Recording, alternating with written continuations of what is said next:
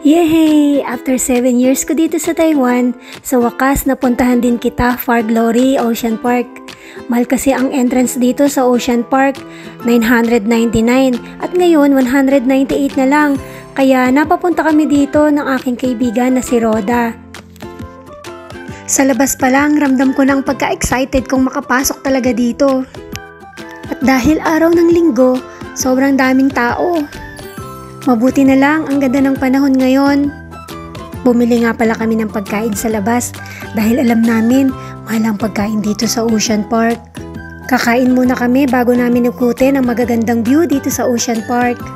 Mabuti na lang may magandang pwesto na pwedeng pagkainan dito ng Yummy Hotdog may Tommy. At pagkatapos namin kumain, nanood muna kami ng dolphin show. Grabe, ang gagaling ng mga dolphin.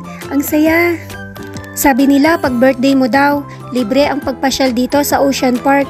Kaso huli na nung mabalitaan ko na libre pala. Refreshing, may mga naliligong bata. Gusto ko nga palang subukang sumakay dito kaso ayaw ni Roda, baka mahilo daw siya. Yehey! Happy yan! Umakyat na kami ng hagdan, hindi ko nga naramdaman na masakit pala yung tuhod ko sa sobrang ganda ng tanawin.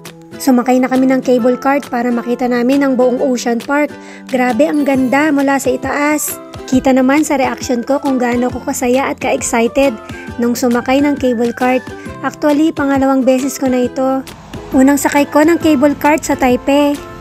Pa-cute muna! Yay!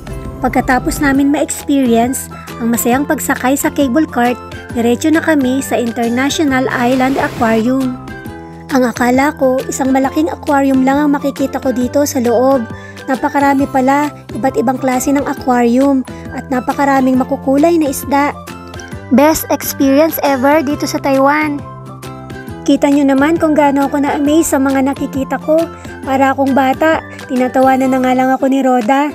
Pagkatapos niya akong kuhanan ng video, kukuhanan ko rin siya ng video. Siyempre, pair lang kami. Siyempre, pag masaya ako, dapat masaya din yung kasama ko.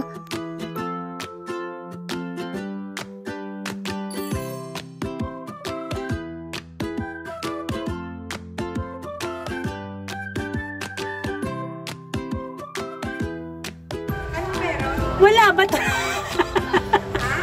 Sobrang laki ng pagi or stingray. Nakakatuwa. Lalo na nung nakita ko yung mga mata niya at saka bibig. Grabe, higante. Para akong bumalik sa pagkabata. Nakakatuwa talaga. Best experience ko ito. Sa lahat ng mga napasyalan ko dito sa Taiwan, ito ang the best. Masaya talaga ako kahit hindi namin naabutan yung mermaid show.